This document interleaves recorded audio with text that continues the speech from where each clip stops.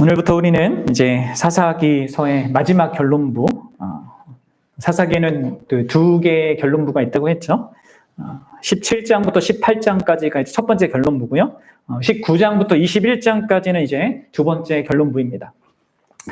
첫 번째 결론부였던 17장과 18장이 이스라엘의 종교적 타락이 어떠한 상태였는지를 우리에게 보여줬다면, 이제 이 두 번째 결론부에서는요, 이스라엘의 윤리적 타락, 도덕적 타락이 어떠한 모습인지 우리에게 보여주고 있습니다. 이제 이 19장부터 우리가 이렇게 집중하게 되는 것은 주로 이제 도덕적 타락의 그런 모습일 텐데요. 그리고 계속해서 제가 그런 부분들을 이제 다루겠지만, 이런 부분들을 우리가 살피면서 항상 잊지 말고 염두에 두어야 될 것이 있습니다. 그것은 제가 지난 시간 서두에도 말했듯이 기독교인이라고 하는 사람들 혹은 하나님의 백성이라고 하는 사람들이 도덕적이고 윤리적인 어떤 타락을 갖게 될 때는 그것은 근원적으로 단순히 이제 도덕과 윤리 그 자체의 문제가 아니라 뭐의 문제입니까? 하나님과의 관계의 문제, 영적인 문제, 종교적인 문제에 문제가 있다라는 것을 그 배후에 있다는 것을 우리가 좀 항상 잊지 말아야 합니다.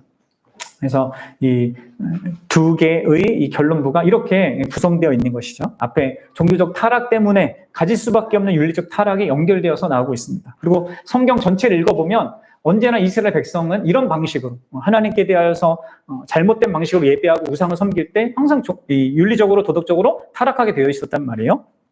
그래서 이런 부분들을 우리가 잘 생각하셔야 합니다. 그래서 단순히 윤리를 바꾼다고 되는 것이 아니라 또 도덕을 연습하고 훈련해야 되는 것이 아니라 그게 있어야 되지만 근원적으로 하나님과 관계의 문제를 되돌아보고 회개하고 회복하는 그런 것이 있어야 하는 것이죠. 여러분 오늘 본문을 보면서 바로 전에 있었던 그 17장, 18장에 나왔던 것과 상당히 유사한 방식으로 이게 또 흘러가는 이 내용을 우리가 또 보게 됩니다. 누가 또 등장하고 있습니까? 바로 또 한 사람의 레위인이 등장하고 있습니다. 첫 번째 결론부였던 그 앞부분의 내용과 유사하게 그때는 어떻게 됐습니까? 그 종교적 타락의 중심에 한 레위인이 있었잖아요. 그렇죠? 그리고 그것도 누구였어요? 그가 모세의 손자. 그 이제 정체를 알고 우리가 진짜 깜짝 놀라게 되는 어떤 그런 순간을 또 맞이하게 되었었는데, 이번에도 역시 이 도덕적 타락의 중심에 이 한 레위인이 있습니다. 그리고 그가 어떻게 등장합니까? 바로 첩을 둔 자로 등장을 해요. 이 레위인이 이렇게 첩을 둔 이 일이 이제 하나님의 창조 원리나 하나님의 율법에 전혀 맞지 않는 일이었는데, 종교 지도자였고 그 이스라엘의 어떤 본이 되어야 될 어떤 그 지위에 있었음에도 불구하고 그가 이러한 어떤 삶을 선택함으로 말미암아 이게 마치 나비 효과처럼 점점 이게 커져서 이제 이후에 온갖 복잡하고 끔찍한 일이 이스라엘 백성 가운데 민족 안에 일어나게 됩니다. 서로 이제 동일한 인물은 아닙니다. 다른 인물이지만 이렇게 동일한 직분자가 반복해서 타락의 중심에 선다.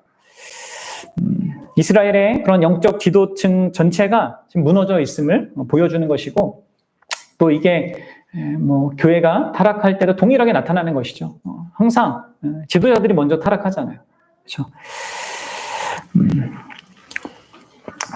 저는 오늘 이제 주어진 이 본문을 통해서 우리의 영적인 그런 어떤 문제들이 어떻게 도덕적인 타락의 모습으로 드러나는가, 발현되는가라는 것을요, 세 가지 측면에서 다루고자 합니다.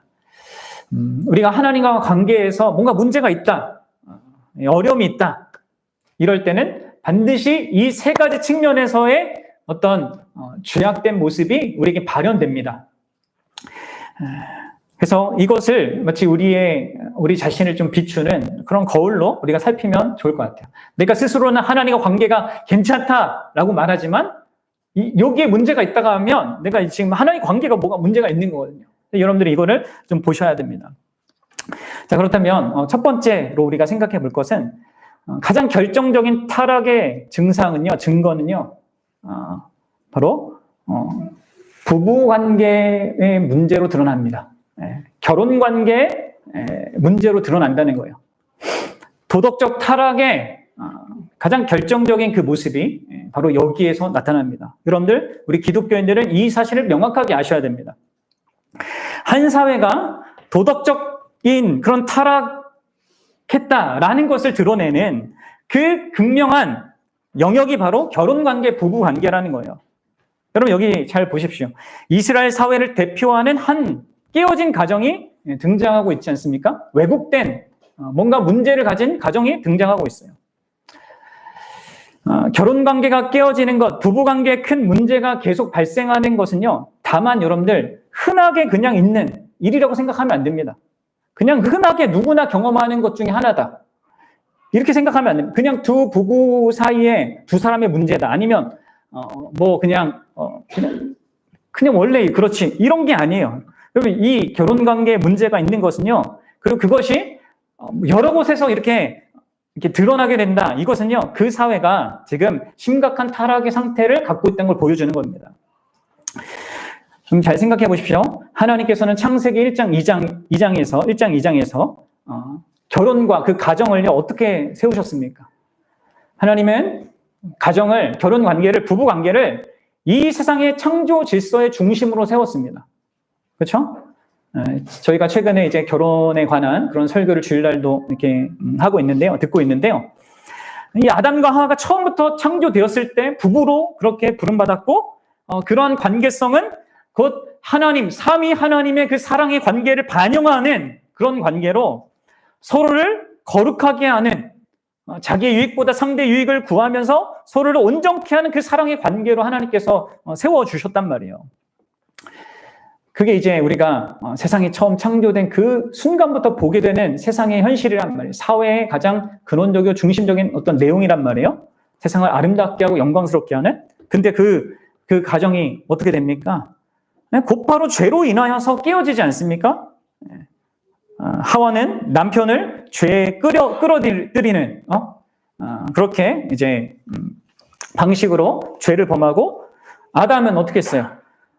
그 하와의 그런 요구에 수동적으로 따르면서 그 죄에 이렇게 동참하잖아요.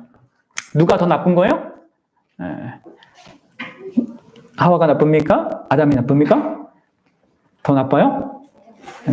둘 다 나쁘지만 아담이 더 잘못한 거죠. 남편으로서의 머리로서의 역할을 이제 실패한 거니까. 그렇게 하면서 자기가 하나님이 책임을 물을 때는 그 책임을 회피한단 말이에요. 하와가 먹으라고 했다 하면서. 그러니까 이 죄가 인간 관계의, 그리고 이 세상 어떤 하나님이 창조하신 이 세상의 기본 구조인 가정 먼저 이렇게 무너뜨리는 것을 우리가 보게 되는 것입니다. 그래서 여러분들, 하나님께서 이스라엘 백성에게 주신 율법 있잖아요. 이스라엘을 그 애굽 땅에서 건져내서 하나님의 특별한 거룩한 나라로 삼으실 때 주신 그 율법에는 이 가정의 어떤 그 내부에 있어야 할 그 도덕적 질서를 하나님께서 엄격하게 이렇게 규정해서 주셨단 말이에요. 그래서 여러분들, 율법의 10계명 한번 생각해 보십시오. 5계명부터 이 10번째 계명까지요, 어떤 의미에서 다 가정과 관계에 있는 거예요, 이게. 특별히 부모를 공경하라, 아니면 간음하지 말라, 이것은 더 결정적으로 가정의 내용을 말하고 있지만, 이 많은 내용들이 가정을 배경으로 해서 생각할 수밖에 없는 그런 내용이란 말이에요.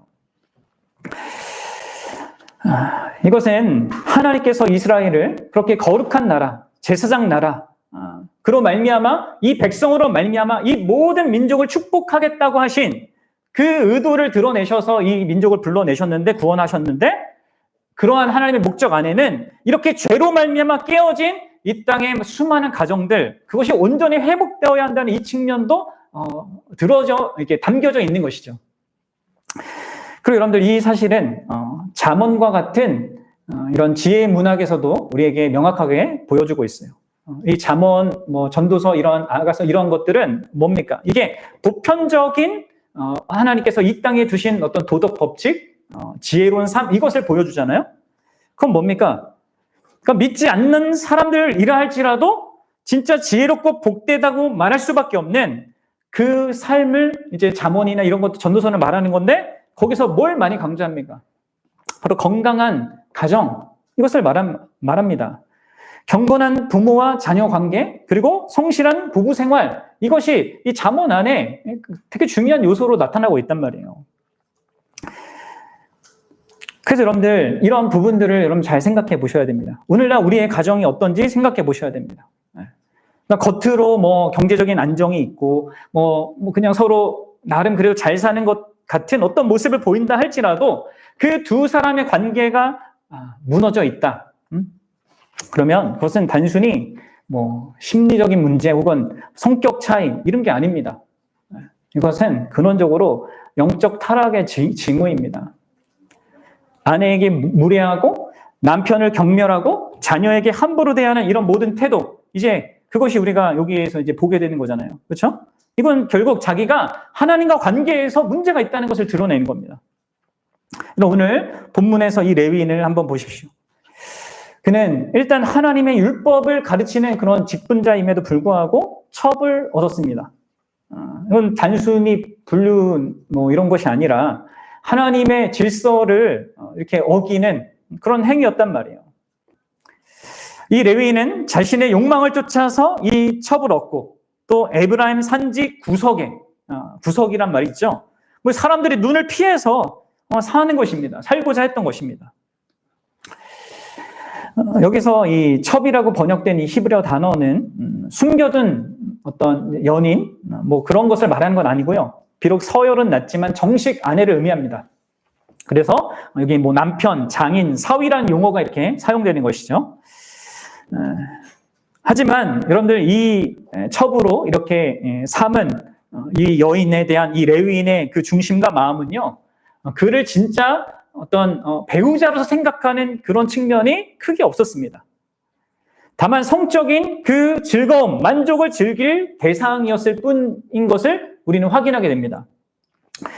그리고 이제 우리가 읽진 않았지만 27절에 보면 그래서 그 레위인은 이 성경에 뭐라고 이렇게 표현되고 있냐면 그녀의 주인이다, 이렇게 불리고도 있단 말이에요.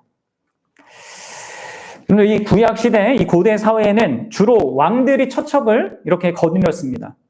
그리고 첩을 이렇게 거느린다는 것은 부와 지위의 상징이었단 말이에요. 그러니까 이 레위인은 지금 뭘 하고 있는 겁니까? 그러니까 첩을 둠으로써 은근히 자기가 왕이 된 것 같은 그런 것을 즐기고 또 어떤 자기의 성적인 그 만족을 누리는 것, 이렇게 생각하는 것이죠. 자기 성적 만족과 사회적인 체면의 도구로 생각하는 겁니다. 이 레위인은 그렇게 함으로 말미암아 이 여인을 어떻게 하고 있습니까? 수단화하고 있어요. 여러분들 하나님과 관계에 이 문제가 생기면 항상 우리가 다른 사람의 관계를요 수단화할 수밖에 없다는 거 계속 반복해서 보게 되죠. 우리가 여러분들 이거 보셔야 됩니다.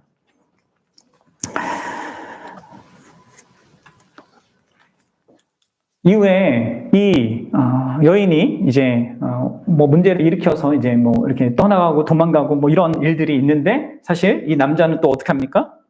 이 레위인은 4달 동안이나 방치합니다. 그리고 무슨 일인지 모르겠지만 어쨌든 그녀를 마지못해서 데리고 오고자 합니다. 말로는 그녀에게 뭐 좋은 말로 해가지고 돌아오게 하겠다라고 이렇게 하고 있지만 앞으로 이제 우리가 쭉 보겠지만 그의 행동 어디에도 진정으로 그 여인을 자기의 그 첩을 위하는 이런 태도나 말이나 이런 건 보이지 않습니다. 이 남자의 목적은요 자기 만족과 자기 체면 유지, 그것을 위한 것이었어요. 여러분 보십시오. 참 한 레위인이 어떻게 한 인간 존재, 그것도 여성이라고 하는 그 아내라고 하는 그 대상을 그렇게 대하고 있는지를 보십시오. 이게 전적으로 하나님과 관계에 많은 큰 문제가 있다는 것을 드러내는 겁니다. 뭐 그렇다고 해서 이 여인은 괜찮았냐? 또 그건 아니에요. 이 여인조차도 사실 올바른 그 중심을 가진 여인이 아니었습니다. 그럼 무슨 이유 때문에 이 여인은 첩이 되고자 했을까요? 유다 사람이었던 것 같은데, 이것은 분명 이스라엘이라는 그 문화 안에서 결코 선호되는 그런 어떤 지위가 아니었단 말이에요. 자기도 어떤 그 2등급의 부인 되는 거잖아요. 2등급, 1등급 뭐 본처가 있고 자기가 이제 2등급의 그런 대우를 받게 되는 그것인데 어떤 의미에서 뭔가 자존심도 상할 수도 있고 이런 어려움이 분명히 예상될 것인데 그럼에도 불구하고 그녀는 이런 지위를 받아들이고 그 레위인과 함께 살고자 했단 말이에요. 이걸 생각해 보시죠. 게다가 자기가 만난 사람이 누굽니까? 레위인이잖아요. 네? 오늘 나 같으면 목사야. 그러면 어떻게 해야 돼? 목사가 이상한 방식으로 나를 결혼했는데 나에 대해서 뭐 이렇게 해. 그럼 여보 어떻게 하겠어요? 정신 나갔네 하면서 이렇게 거절해야 하지 않겠습니까? 근데 이 여인은 이 레위인이 이러한 방식으로 자기를 뭐 첩으로 삼고자 하는 이런 것이 있었음에도 불구하고 도망치지 않습니다. 거절하지 않습니다. 그리고 오히려 그것을 받아들여요. 왜 그렇겠습니까? 뭔가 나름 이득이 될 만한 뭐가 있었기 때문이지 않겠습니까? 그래서 그런 첩의 지위를 수용한 거겠죠. 그러니까 지금 여러분들 결국 마찬가지, 이 두 사람 모두가 마찬가지입니다. 각자 자신의 어떤 이익을 생각하면서 관계를 맺는 것입니다. 그리고 그렇게 맺어졌기 때문에 이 두 사람의 관계는 결코 순탄하지 않게 되는 것을 보게 되는 거예요. 여러분들 이 여인은 아무래도 이렇게 많이 어렸던 것으로 보여요. 그래서 이후에 계속 이 원어 성경에는요, 이 여인이 이제 소녀라고 이렇게 불려집니다. 한글 성경에는 이제 여자라고 이렇게 번역이 되었는데 정확히 하면 소녀예요, 소녀. 그러니까 어리고 어여뻤기 때문에 뭐 그렇게 했는지도 모르겠지만 이 여인이 어떻게 해요? 또 그 관계 속에서 만족하지 못하고 간음을 저질러요. 여러분 보십시오. 이 여인조차도 그래도 어쨌든 부인이 됐다는 거, 어떤 결혼한 그 관계에 들어왔다는 거, 거기 안에서 그것을 지키기보다는 자기 정욕, 또 자기 행복, 자기 만족 이것을 먼저 또 생각하는 거예요. 그래서 어떻게 하면 자기 그 남편 레위인을 떠나고 결국은 나중에 베들레헴 자기 아버지의 집으로 돌아가 버립니다. 여러분들 사실 이 고대 사회에서 이렇게 여인이 자기의 남편을 떠나서 행음한 것도 그렇고 또 그 자기 남편을 그냥 떠난다라는 이 사실도요, 이게 그냥 마땅히 허용된 그런 일이 아니었습니다. 게다가 이 여인이 이렇게 행음하였다 이런 표현들이요, 이 사사기에서는 이스라엘의 영적 배교를 하나님한테 항상 할 때마다 이렇게 묘사된 그 용어가 사용돼서 이 여인의 행동을 묘사하고 있단 말이에요. 그러니까 이 여인은 의도적으로 이러한 결혼 언약을 깨트리는 일을 하고 있는 것입니다. 그러니까 이처럼 여러분들 부부 사이가 서로의 이익, 만족, 어떤 자기 체면, 지위, 욕망 이것에 의한 어떤 수단이 되어 있는 것이에요. 상대가 다. 그리고 이것은 하나님과의 관계가 그들 모두 다 훼손된 상태라는 것을 보여주는 것이죠. 사랑하는 여러분, 이게 여러분들 오늘날 우리도 같은 질문 앞에 서야 합니다. 우리의 부부관계는 어떠한가? 나는 나의 아내를, 나의 남편을 어떻게 대하고 있는가? 수단화하고 있는가? 아니면 그 대상을 목적으로 생각하는가? 진짜 내가 사랑하고 섬기고 거룩하게 만들어야 할, 존귀하게 여겨야 할 그 목적으로 생각하는지, 아니면 나의 피로와 나의 만족과 나의 무언가를 위하여서, 나의 행복을 위하여서 거기에 맞으면 잘해줘도 괜찮은 사람, 거기에 해가 된다면 내가 함부로 대해도 되는 그런 사람을 여기는가? 여러분들, 부부관계는 내가 하나님과 관계를 바르게 맺고 있는가를 말하는 신앙의 바로 미터입니다. 분명히 아셔야 됩니다. 그리고 신자는 그런 의미에서 자기 가정을 진짜 믿지 않는 사람이든 교회 누구에게든 열어 보여줄 수 있어야 돼요. 네. 물론 이제 완벽할 수는 없겠죠. 완벽할 수는 없겠지만 그 가정이 하나님에 의하여서 온전해져 가는 그런 모습이 있는 것을 보여줘야 합니다. 우리는 근데 이제 오늘날 안타깝게도 교회 안에 이렇게 부부 관계가 이렇게 건강하고 온전한 그런 것이 많이 없는 것이 참 안타까운 거죠. 그리고 그것은요, 근원적으로 단순히 사람 그 관계의 문제에 비롯된 게 아니라는 걸 알아야 합니다. 그래서 우리가 이 부분들을 좀 한번 생각해 봤으면 좋겠습니다. 그리고 우리 하나님 앞에서 우리의 가정이 어떠해야 되는가, 이것도 이제 주일날 그런 말씀들을 생각하면서 여러분 보셔야 돼요.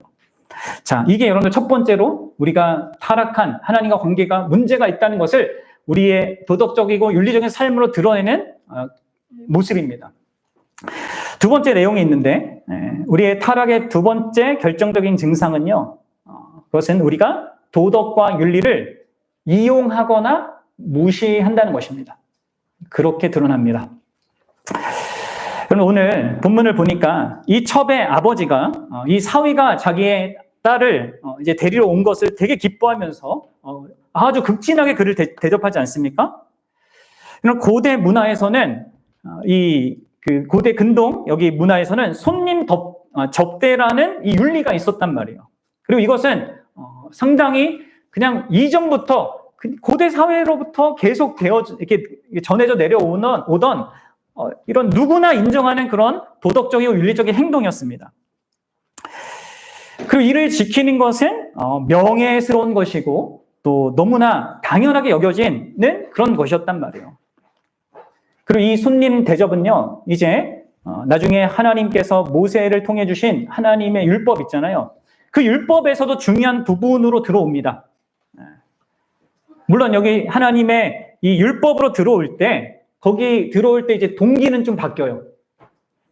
그러니까 일반 세상에서는 이렇게 행하는 것을 명예롭게 생각하고 어떤 자기 그냥 해야 할 마땅한 어떤 의무로만 이렇게 여겨졌다면, 이런 손님을 대접하는 것, 나그네와 연약한 사람들을 이렇게 돌보는 것은요, 이 율법 안에 들어오면 하나님의 은혜에 대한 응답으로 해야 될 그런 동기가 이제 추가가 되거든요. 그래서 레위기서 19장 33절과 34절을 보면 이렇게 얘기하고 있습니다. 함께 읽어봅시다. 시작. 거류민이 너희의 땅에 거류하여 함께 있거든 너희는 그를 학대하지 말고 너희와 함께 있는 거류민을 너희 중에서 나은 자같이 여기며 자기같이 사랑하라. 너희도 애굽 땅에서 거류민이 되었느니라. 나는 너희의 하나님 여호와니라. 나그네들, 이런 연약한 자들, 이런 손님, 이런 사람들을 너희가 사랑해라. 자기 자신처럼 사랑해라. 이렇게 얘기하면서 뭘 근거로 얘기해요? 너희가 애굽 땅에서 그렇게 살지 않은 나그네로 살았지 않냐. 그리고 내가 너희를 거기서 건져냈고 너에게 극진한 대우를 했다. 그러니 너희도 나그네들에게 그렇게, 연약한 자들이 그렇게 대해야 된다. 이렇게 하나님께서 또 다른 동기를 추가해서 더 근원적인 동기죠. 그렇게 하라고 했단 말이에요. 근데 여러분들, 이 첩의 아버지를 한번 보십시오. 어떤 의미에서 당연한 손님 대접의 윤리를 행하는 것입니다. 그렇죠? 그리고 그것을 사실 하나님의 은혜에 대한 반응으로 감사로 행해야 했어요. 그런데 뭔가 이상해요. 잘 보십시오. 그냥 3일 정도가 이제 보통 3일 동안 이렇게 극진하게 대접하는 것을 이제 충분한데, 이 장인은 어떻게 합니까? 하루 더 있어. 또 하루 더 있어. 계속 이제 설득하면서 더 대접을 하려고 하는 것입니다. 그래서 4일째 그 사위를 이렇게 눌러두게 했고, 5일째에도 그렇게 조금 더 이렇게 하려고 하다가 이제 이 레위인이 안 되겠습니다 하면서 이제 가지 않습니까? 왜 이렇게 하는 겁니다? 왜 지나칠 정도로 이 일을 하는 겁니까? 아까 제가 언급했듯이 간음을 했다. 또 주인에게서 도망쳤다. 남편에게서 도망쳤다. 이러한 경우에는 아주 그 형벌이 엄중했기 때문에 그렇습니다. 그것은 자기 딸의 경우에는 사형에 처해질 수도 있고, 또 더 이 아버지에게 중요했던 것은 가문의 큰 불명예가 끼쳐질 수 있기 때문입니다. 어떤 것이 이 아버지에게 더 중요했을까요? 우리가 이제 내용을 쭉 보겠지만 이 아버지도 사실 자기 딸에게 그렇게 크게 관심 없습니다. 그의 관심은 자기 가문의 그 불명예요, 수치예요.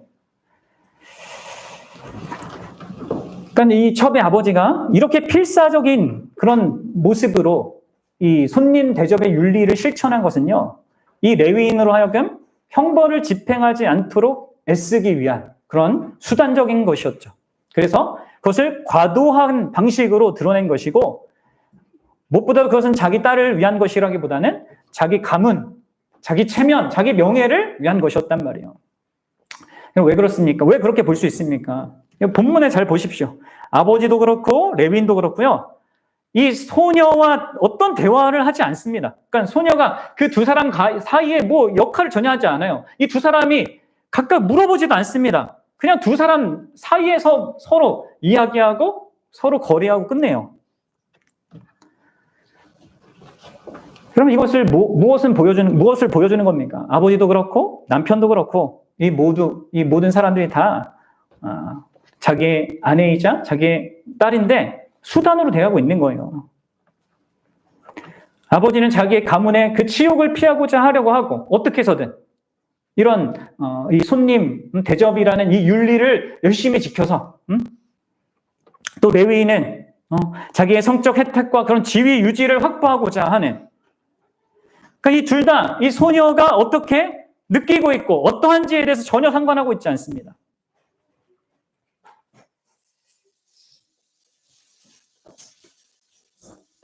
이게 다 하나님과 관계가 무너져 있는 사람들이 서로에게 대하는 모습인 것이죠. 한편 여러분들, 이 첩의 아버지의 이런 극심한 대접을 이제 겨우 뿌리치고 이제 길을 떠난 이 레위인이요, 그 다음에는 어떤 상황에 이르게 됩니까? 바로 이 손님 대접이라는 윤리, 그리고 하나님 율법에도 이렇게 요구되어져 있는 이 하나님의 명령을 완전히 무시하는 동네에 또 이르게 됩니다. 거기가 어디입니까? 거기가 기브아예요. 본래 이제 레위인의 종이 우리가 여부수에 가자, 거기가 가까우니까 거기에 머물자 이렇게 했지만, 이 레위인은 이스라엘 자손에게 속하지 않은 이방 성읍, 거기에 들어가는 것을 꺼림직하게 여겼습니다. 온지 이제 두려워한 것이죠. 그래서 선택한 곳이 그나마 더 이렇게 조금 멀지만 가까운 베냐민 지파가 살고 있던 기브야였습니다. 그러니까 이 레위인의 생각에는 이방 민족의 성읍보다는 이 동포가 살고 있는 이 성읍이 더 안전하다고 여겨졌던 것이죠. 장인에게 그렇게 극진한 대접을 받았던 그였기 때문에 이 기브에 가면 적어도 이런 대접을 받을 수 있지 않을까, 이런 생각을 했을 것입니다. 율법에도 그렇게 명령하니까 하나님의 백성이라면 지키지 않겠는가, 이런 생각을 했겠죠. 근데 여러분 잘 생각해 보십시오. 이 레위인이 얼마나 이중적인지 보십시오. 자기 자신은 율법 전혀 지키지 않고 있어요, 지금. 그렇잖아요? 근데 그는 율법을 따르는 이들로부터 어떤 보호와 또 이런 공급을 또 받고자 해요. 그러니까 상당히 정말 이중적인 거죠. 오늘날에도 그런 사람이 있잖아요. 교회 안에 찾아와서 자신은 진짜 사랑하고 섬기고 뭐 이런 거 전혀 하지 않고, 다른 지체들이, 다른 사람들이 나한테 어떻게 하냐, 나한테 관심을 보이냐, 이거 가지고 뭐 교회가 어떻니, 사랑이 막 이렇게 얘기하는 사람들. 그러니까 자신인 율법의 그런 부담은 전혀 짓지 않으면서 그런 어떤 이익을 받고자 하는 이러한 모습을 드러내고 있는 것입니다. 근데 어쨌든 이 일행이 결국 기브아에 도착했을 때 그들은 충격적인 또 현실을 맞이하게 됩니다. 뭐예요? 아무도 그들을 환대하지 않아요. 우리 15절 함께 좀 읽어봅시다. 자, 기브아에 가서 유숙하려고 그리로 들어가서 성읍 넓은 거리에 앉아 있으나 그를 집으로 영접하여 유숙하게 하는 자가 없었더라. 그 어떤 사람도, 이 기브아 성읍, 이 베냐민 사람들이 아무도 이 나그네들에게 말을 걸지도 않고 이들을 환영하지도 않습니다. 그러니까 지금 그 첩의 아버지가 보여준 환대와 너무 대조적인 그 반응을 보이고 있는 거예요. 이게 여러분들 이스라엘의 윤리적인 패턴을 상징적으로 보여주는 것입니다. 최소한의 도덕, 심지어 하나님을 모르는 사람들도 지키는 그 율법, 그 도덕성을요, 이방인들보다 못한 그런 모습으로 그렇게 드러내고 있는 거예요. 그리고 왜 그렇게 관심이 없겠습니까? 왜 이 나그네들을 이렇게 영접하지 않겠습니까? 그렇게 하는 것은 이 첩의 아버지가 보였듯이 희생이 있어야 되거든요. 자기가 먹을 거, 자기의 집, 자기가 누리던 어떤 것 다 이렇게 줘야 되니까. 하나님께서 이 요구하신 이 하나님의 그 도덕과 이 윤리는 어떤 자기의 손익 계산을 하면서 그렇게 하는 것이 아니라 하나님의 은혜를 아는 자로서 마땅히 그것을 받은 자로서 누리고 있는 자로서 거기 반응하여서 하는 방식인데 이 기부한 사람들은 철저히 계산적인 거예요. 그러니까 방식은 다르죠. 첩 아버지랑 방식은 다르지만 사실 동일한 것이죠. 그럼 이런 대조적인 현실이 뭘 보여주는 겁니까? 첩의 아버지는 자기 유익 생각하면서 이 윤리를 막 이용한 거죠. 그리고 이 기부한 사람들은 자기 손해를 염려해서 이 윤리를 무시한 겁니다. 여러분들 우리가 이 부분에서 우리가 생각해 봐야 합니다. 나는 과연 어떤 자, 어떠한가? 여러분들이 예배를 드리는 이유가 뭡니까? 예배에 참여하는 이유가 뭡니까? 헌상을 하는 이유가 뭡니까? 봉사하는 그 근거가 뭡니까? 그리고 또 여러분들 삶 속에서 어떤 의미로 도덕적이고 윤리적인 삶을 살아갑니까? 그러니까 다른 사람에게 내가 선을 행하는 그 이유가 뭐예요? 회사에서 내가 열심히 하는 그 이유가 뭡니까? 내가 손익 여부를 다 따져가면서 그것 때문에 하고 안 하고 있습니까? 그러니까 신앙생활도 그렇고 삶도 그렇고. 그럼 우리가 이렇게 손익 여부를 계산하면서 내가 어떤 선한 일을 하거나 하지 않는다. 그러한 상태가 뭘 보여주는 겁니까? 내가 하나님과 관계에서 큰 문제가 있구나. 영적으로 큰 문제를 갖고 있구나. 그것을 보여주는 겁니다. 이게 이제 두 번째로 우리가 확인해야 될 내용이에요.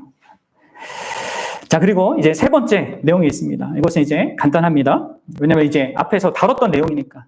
세 번째는요, 우리의 타락한, 우리 하나님과 관계가 문제 있다는 것을 어떻게 우리가 도덕적으로 또한 윤리적으로 드러나냐면, 내가 약자들을 어떻게 대하는가, 여기에서 이제 그것이 드러나는 거예요. 앞서 설명한 이 맥락 속에서 우리가 쉽게 볼 수 있는 것이죠. 인간이 타락하고 하나님 관계가 문제가 생기면요, 그 사람은 반드시 약한 대상에 대해서 함부로 하거나 그 대상을 무시하거나 소홀합니다. 이게 우리의 타락상을 드러내주는 거죠. 인간의 죄성을 사실 드러내는 거죠. 여기서 레위인과 이 첩의 아버지가 어떻게 했어요? 이 어린 소녀, 그 소녀를 한 인간으로 존중하지 않았어요. 그녀의 감정, 그녀의 의사, 이것은 철저하게 무시되고 이 남자들의 그냥 결정만이 중요한 그런 대상이 되었단 말이에요. 그러니까 대화의 어떤 주체와 그런 대화할 수 있는 대상이 아니라 거래의 대상으로 여겨졌단 말이에요. 이게 이 사사기 19장은 이 고대 이스라엘 사회에서 여성이 어떻게 취급을 받았는지를 보여주는 거고요. 이것은 곧 영적 타락의 증거입니다. 이것은 결코 하나님께서 창세기 처음에 그분이 의도하셨던 그 가정의 모습이 아니란 말이에요. 더불어 이런 여성 경시와 더불어 이런 기부와 거민들이 나그네들, 도움 없이는 자기를 보호할 수 없고 먹을 거나 이러한 모든 것에 어떤 연약함을 갖고 있는 이런 자들에 대해서 아무런 관심을 보이지 않는 거 있잖아요. 이런 건 역시 여러분 이들이 약자들에 대해서 연약한 사람들에 대해서 전혀 관심이 없는 것을 보여주는 것입니다. 그러니까 하나님의 백성이라고 부르는 자들이 이방인보다 더 무정하고 더 자기중심적인 그런 모습이 되어버린 겁니다. 여러분들 우리가 이 부분도 많이 생각해 봐야 합니다. 진짜 우리 자신은 어떠한가? 과연 우리의 가정은 어떠한가? 우리 교회는 어떠한가? 여러분 우리는 연약한 사람, 나그네처럼 보이는 사람, 방문자들, 또 교회 안에서 어린아이들, 이들에 대한 관심과 배려가 있습니까? 그들을 위한 섬김과 수고가 있습니까? 그럼 내가 건강하게 하나님과 관계가 든든한 사람일수록 연약한 사람이 보입니다. 그럼 보십시오. 내가 아무리 정말 성경을 막 몇백 번 읽고 예배를 한 번도 빠지지 않고 봉사를 막 열심히 하고 그런다 할지라도요, 우리가 우리 일상 속에서 약자를 무시하거나 혹은 도구한다거나 쉽게 대한다. 그러면 우리는 하나님 그 모든 그 내가 하는 그 종교 활동은 참된 것이 아닐 가능성이 높습니다. 여전히 타락한 상태에 머물러서 하나님과 진정한 관계를 맺지 못하고 있는 증거일 수 있단 말이에요. 사사기의 이 결만부가 참 어둡습니다. 근데 여러분, 이 어둠은 단지 그 시대의 현실뿐만 아니라 오늘날 우리 시대를 비추는 거울과도 같아요. 하나님은 사실 이스라엘을 거룩하게 하여서 그들을 통하여서 세상에 자신의 영광을 드러내기를 원하셨어요. 진짜 이러한 그 거룩함은 어떤 의식들을 지키는 이게 아니라 이 하나님이 천지 창조를 하실 때 먼저 세우신 그 가정 안에서 그 부부관계 안에서부터 드러나는 그 순결함과 그 서로를 향한 희생적인 사랑과 섬김, 하나님의 이 말씀을 지키되 그것을 어떤 그 자기 손익 계산하는 것 가운데 하는 것이 아니라 하나님의 은혜를 아는 자로서 반응으로 감사로 지키는 그 마음, 또 약자들에 대한 그 사랑과 돌봄을 통하여서 나타내기를 하나님 원하셨단 말이에요. 그러나 이스라엘은 지금 이 모든 하나님의 목적과 의도를 망각하고 자기 소견에 오른 대로 살아가고 있습니다. 관계를 도구화하고 있고 약자를 무시하고 있고 그런 사회로 전락했어요. 여러분들, 오늘날 우리 교회는, 오늘날 한국 교회는 어떻습니까? 과연 우리는 하나님 백성으로서 구별된 그런 모습을 갖고 있습니까? 이게 없이 내가 교회 안에서 뭘 직분이 뭐고 내가 몇 년 동안 뭘 하고 그게 무슨 의미가 있겠습니까?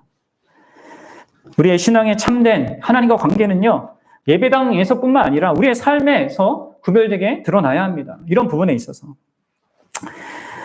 결론을 맺겠습니다. 여러분들, 저는 이 19장을 연구하고 묵상하면서 이러한 삶과 이 시대에 이러한 삶과 정반대의 삶을 살았던 한 사람이 떠올랐어요. 그건 바로 룻기에 나오는 보아스입니다. 룻기가 이 사사 시대를 배경하고 있거든요. 물론 이제 후반부이겠지만 지금 이거는 이제 전반부입니다. 갈수록 이제 타락해져 가는데, 그러면 그 사사 시대의 이런 어둠 속에서 이 보아스는 진짜 하나님을 아는 자답게 전혀 다른 삶을 이 세 가지 측면에서 살아냈습니다. 어떻게 해요? 그 보아스는 결혼을 자기 유익의 수단이 아니라 헌신의 통로로 여겼어요. 그렇죠? 룻이 과부이자 이방인이란 그 조건을 갖고 있었고, 룻과 결혼하는 거, 그래서 나오미 집안을 이렇게 세워주는 일은 자기 명예나 유익에 전혀 도움도 안 되고 자기의 많은 것들을 희생해야 되는 그런 선택이었단 말이에요. 근데도 보아스는 그것을 감행합니다. 룻과의 결혼을 감행하죠. 그러니까 어떤 성적인 만족, 세상적인 지위, 수단이 아니라 그 상대를 유익하게 하고 온전하게 하고 또 하나님의 언약을 실현하는 어떤 것으로 이것을 생각하고 있단 말이에요. 또 여러분들, 이 보아스는 이 하나님의 율법을요, 단지 이러고 해라 라는 그 글자를 지키는데 만족하지 않습니다. 그것을 그 글자에 담긴 하나님의 의도를 알고 그 글자를 넘어서는 실천을 한단 말이에요. 그래서 이 가난한 자를 위하여서 이삭 다 거두지 말고 좀 남겨둬라, 이렇게 율법이 말하고 있는데, 이 보아스는 어떻게 하는 줄 아세요? 오히려 이삭을 그냥 거둔 것을 그 가난한 사람들이 거두는 그 길에 뿌려 놓습니다. 그러니까 그냥 다 거두지 마라, 이거 정도가 한 게 아니라 거기에 담긴 하나님의 마음을 알고 그 연약한 자들을 돕기 위해서 그냥 자기가 거둔 것을 뿌려놔요. 쉽게 거둘 수 있도록. 그러니까 율법의 정신, 그 하나님의 사랑, 이웃을 어떻게 사랑해야 한다는 그 마음을 알고 그 형식이 아니라 그 담긴 의도를 지킨 겁니다. 그리고 그는 또한 약자에 대한 깊은 배려와 존중을 보였죠. 룻을 아주 존귀하게 대했고요. 원래는 나오미도 자기가 사실 이제 그 가정이 잘못해서 간 거잖아요. 모압으로 갔다가 이렇게 빈털터리가 돼서 돌아왔는데도 불구하고 존귀하게 여기고 보호했단 말이에요. 이게 바로 어떻게 여러분들 보아스가 그럴 수 있었겠습니까? 사실 보아스 그 자신도 이방인에 속했던 자였어요. 그렇죠? 하나님의 백성의 어떤 무리에 있었던 자가 아니었단 말이에요. 원래는 자격 없는 자인데 하나님의 주권적인 은혜 때문에 하나님 백성의 공동체 안에 들어왔고 그 안에 하나님의 헤세드의 사랑, 언약적 사랑의 대상이 됐다는 걸 자기가 아는 자로서 그것의 영광과 그 은혜를 풍성히 알았기 때문에, 그러니까 하나님이 어떤 분이시고 그 하나님이 자신에게 어떤 분이었고 어떤 일을 행하셨는가를 알았기 때문에, 이것이 자기에게 너무나 생생했기 때문에 그것이 자신의 결혼과 자기가 하나님의 말씀을 지키는 그 중심과 그 연약한 자들을 대하는 이 태도에 다 드러나게 되는 것이죠. 그렇게 된 겁니다. 그리고 바로 이 보아스의 후손이 하나님께서 이스라엘을 위하여 예비한 바로 다윗이잖아요. 그렇죠? 그러나 이제 다윗이 완전한 존재는 아니었고, 바로 이 다윗의 후손으로 여러분들 누가 오십니까? 보아스의 후손이자 다윗의 후손인 왕 중에 왕이신 예수 그리스도께서 이 땅에 오시게 되는 것이죠. 사랑하는 여러분, 오늘날 우리 교회는요, 이 보아스보다 더 위대한 사랑, 정말 놀라운 사랑을 보이신 그분이 우리의 왕으로, 우리의 남편으로 계십니다. 여러분들, 예수님이 우리에게 어떤 존재인지를 생각해 보십시오. 그리고 그런 맥락 속에서 자기의 신앙생활을 볼 수 있어야 됩니다. 그분이 어떻게 더럽고 추악한 우리들, 하나님을 떠나서 내 마음대로 살아가는 이런 우리들, 어쩌면 여기 나오는 이 레위인의 그 첩처럼, 그렇던 우리를 어떻게 거룩한 신부로 삼기 위하여서, 우리의 어떠함에도 불구하고, 이 레위인은 전혀 그런 거 생각 안 하잖아요. 우리 자신 생각 안 해요. 그냥 수단을 여기잖아요. 근데 예수님은 그렇지 않으십니다. 우리를 수단으로 삼지 않으시고 우리를 목적으로 삼으십니다. 우리를 위하여서, 우리를 거룩하게 하기 위해서 자신의 그 큰 희생과 그 수고와 심지어 자기의 목숨까지 내어 주고자 하시는 그 사랑으로 우리를 위하십니다. 자기 없는 우리를 거룩하게 하기 위하여서 자기 생명을, 자기의 마지막 호흡까지도 우리를 위해 내어주시는 그 사랑을 보이셨습니다. 우리가 그분을 믿는 자들입니다. 그래서 여러분들, 사도 바울은 이 신자인 남편들에게 이런 말을 하잖아요. 한번 여러분들 보십시오. 우리 남편들, 여기를 보십시오.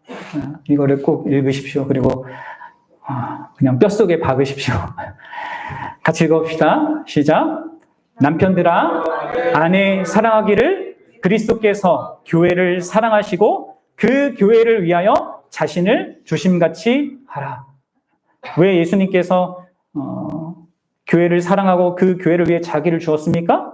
26절.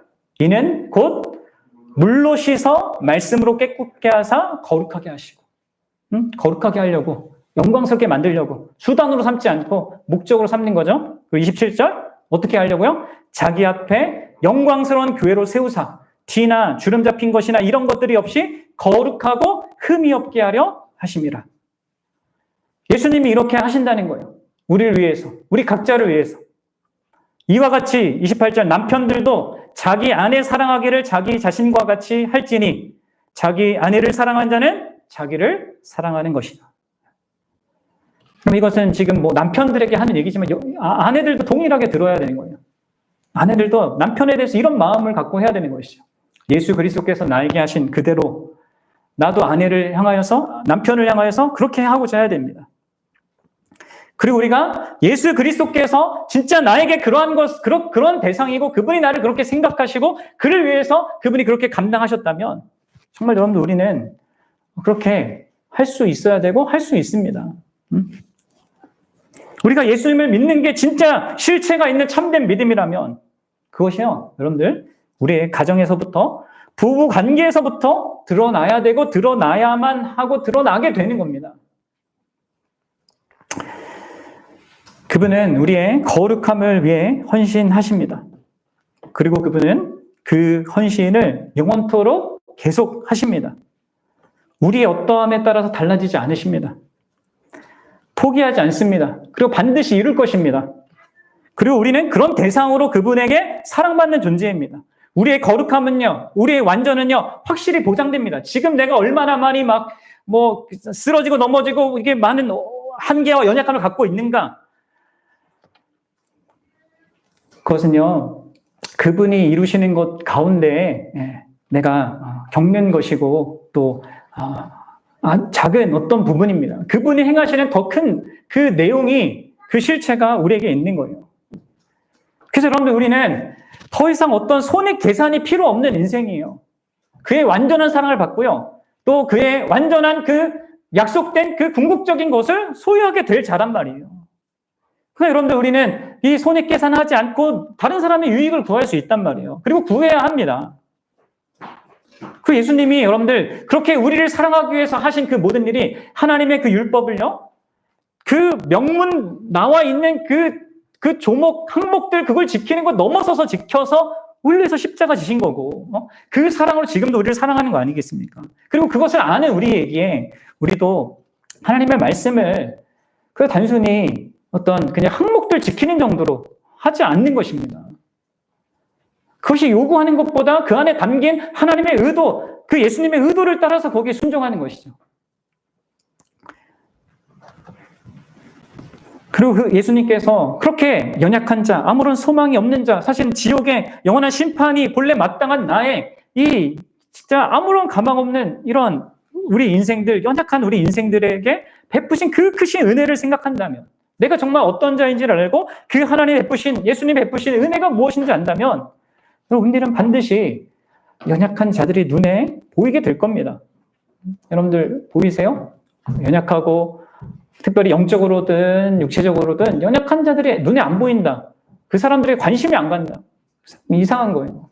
자기가 받은 은혜와 사랑, 자기의 상태가 어떠한 상태였고 그 하나님이 그리스도 안에서 어떻게 나에게 베푸신 은혜가 무엇인지를 잘 모르게 되는 것이죠. 여러분들 이 시간 진짜 한번 이 부분들을 잘 생각해 보십시오. 나의 부부 관계는 진짜 내가 예수님을 아는 것을 반영하고 있는 것인지, 내가 율법을 사랑하며 하나님의 말씀을 지키는 것이 또한 예수님을 아는 것을 반영하는 것 속에서 하는 것인지, 내가 약자에게 관심을 보이고 대하는 이것이 정말 예수님과의 관계를 반영하여서 그렇게 되고 있는 것이지 보셔야 됩니다. 만약에 우리가 이러한 모습이 우리에게 너무 현저하게 적다, 여러분들 나와 예수님과 관계가 좋지 않다는 거란 말이에요. 그러면서 여러분들이 여기서 잊지 말아야 할 것은, 그렇다고 우리가 이것을 막 다 완벽하게 잘해야지 예수님이 나를 사랑해주고 축복해주냐? 그건 아니죠. 그렇죠? 여러분들, 우리가 해야 될 것은 그 예수님이 우리의 이러한 모든 이런 상태와 연약함에도 불구하고 우리를 변함없이 사랑한다는 그 사실입니다. 그리고 내가 그 예수님을 믿으면요, 어떻게 됩니까? 그 믿는 것 하나로 나는 그분이 완전하게 하신 그 모든 것을 한 사람으로 대우받아요. 지위적으로. 그럼 압니까? 내가 잘해서 하나님께 사랑받고 용납받고 이렇게 되는 게 아닙니다. 그리스도 때문에 그분의 완전하신, 그분이 완전하게 나의 남편이 되어주시고, 그분이 완전하게 하나님의 말씀을 지켜주시고, 그분이 연약한 나를 완전히 사랑해준 그 대상으로 내가 대우받는단 말이에요. 그분을 믿을 때, 믿음 안에서. 그리고 그 믿음 안에서 그 받는 사랑과 놀라운 이 대우 때문에, 그래서 우리가 두려워하지 않고, 또 내가 못하면 어떻게 되나, 이렇게 걱정하지 않고, 이 길을 그분이 원하시는 삶, 또 우리에게 보여준 그 사랑을 담고자 그 길을 걸어갈 수 있는 것이죠. 사랑하는 여러분, 바라기는 저와 여러분들이 예수님과의 그러한 복된 관계성 때문에 이 나올 수밖에 없는 아름다운 선한 행위들이 우리의 가정에서, 우리의 삶에서, 또 우리의 교회에서 풍성하게 드러나기를 소망합니다. 그래서 우리의 이 선한 행위들을 보고 진짜 세상이 하나님 아버지께 영광 돌리게 되기를 정말로 소망합니다. 우리가 완벽하지 못하더라도요, 점점 더 그러한 삶을 살 수 있게 되기를 바랍니다. 예수님이 계시다면 그럴 수 있는 것이고 그것을 소망할 수 있습니다. 저와 여러분들이, 우리 가정이, 우리 교회가 함께 그것을 소망하며 나아갈 수 있기를 바랍니다. 같이 기도하겠습니다.